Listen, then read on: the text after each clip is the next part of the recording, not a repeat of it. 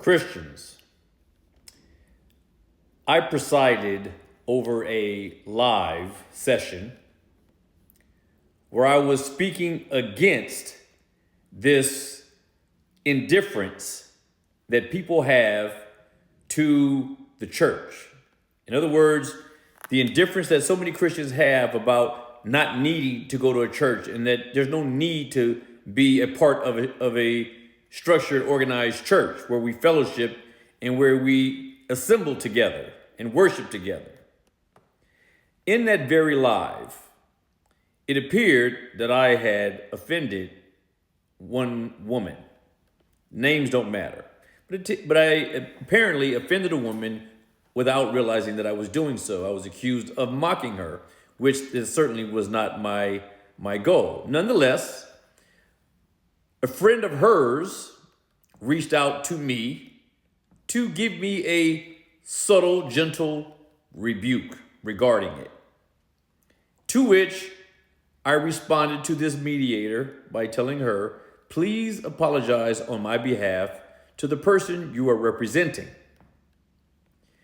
And so I did, and I meant it, and I was genuine, and I hope that the offended party is forgiving. But it was a small thing. It was about my stance versus her stance on the indifference to church assembly and corporate worship. So here's the problem. It appears that the person offended and the person who was defending the offended are those who are advocates of the lack of a need to be part of a church body. But what I wanted to point out to all of you, because my issue is not about them or that situation. I believe that's been resolved. But my issue is this. This event proved the argument I was making about us should not have an indifference to corporate worship in church and with churches. And I'll tell you the reason why. If you look at these verses here that I have on screen, you have the words of Christ himself. He is telling us that when we have a dispute, like in the case that I described up to this point, when we have a dispute, we are to take it to each other. That wasn't done. The person who was offended wasn't the one who came to me. But that's okay. It was resolved, as I said. But that person should have come to me. And I would have extended the olive branch and admitted the fault and sought her forgiveness, which I believe I have, but I don't know. But anyway, here's the point. Christ goes on to say that if the person who was doing the offending was not seeking forgiveness or reformation, that the persons involved were to take the issue, to take up the matter to the church. If there's no church, what is the process? In the scenario that I described, two things were wrong. The one person didn't bring it to me, which Christ describes in these verses should be done. That wasn't done. The other thing is that if I had been against the accusation, or if I opposed the accusation, then that person was supposed to take it to the church.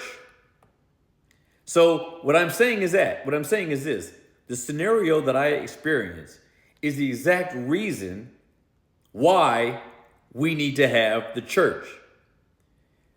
Some of the great theologians of the past have identified church order, or the indifference to the church and the indifference to church order would be a primary problem causing the downfall of the church and the introduction of severe apostasy. Church discipline. The lack of church discipline would be the thing that would be one of the major aspects which would increase apostasy in the church.